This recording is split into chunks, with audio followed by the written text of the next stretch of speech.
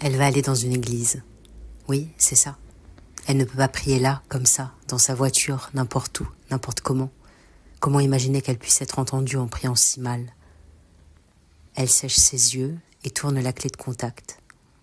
Dans l'église, fraîcheur et semi-obscurité.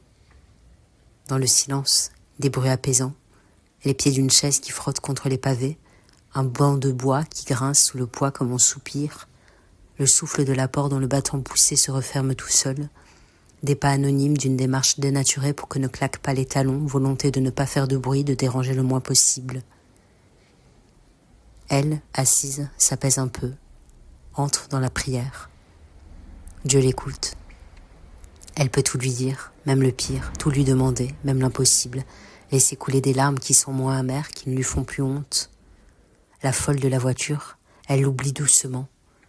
La voici redevenue mouton, brebis égarée parmi tant d'autres.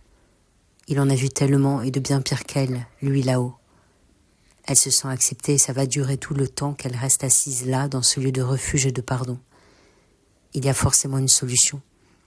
Elle va bien finir par la trouver. Quelque chose s'est allégé en elle. Un étau desserré, une sensation qui sera de courte durée, elle le sait.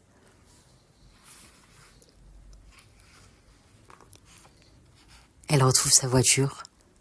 Sur le pare-brise, pas de contravention. Il faut savoir se contenter de peu. Le moteur obéit et c'est réconfortant. Elle pense à leur rendez-vous secret sur le temps du midi. Et voilà, c'est reparti et c'est tout le temps comme ça. Des jours qui s'écoulent dans le malheur. Sa vie autour a cessé d'exister, elle est sortie de son champ de vision, elle est à terre, à ses pieds, en désastre, et l'autre se développe dans l'indifférence. Tout ce qu'elle sent à l'intérieur n'est qu'une énorme boule de chagrin qu'elle voudrait extirper, arracher et jeter loin d'elle. Et à nouveau les sanglots et la révolte, les mots martelés en silence. Je veux que ça s'arrête.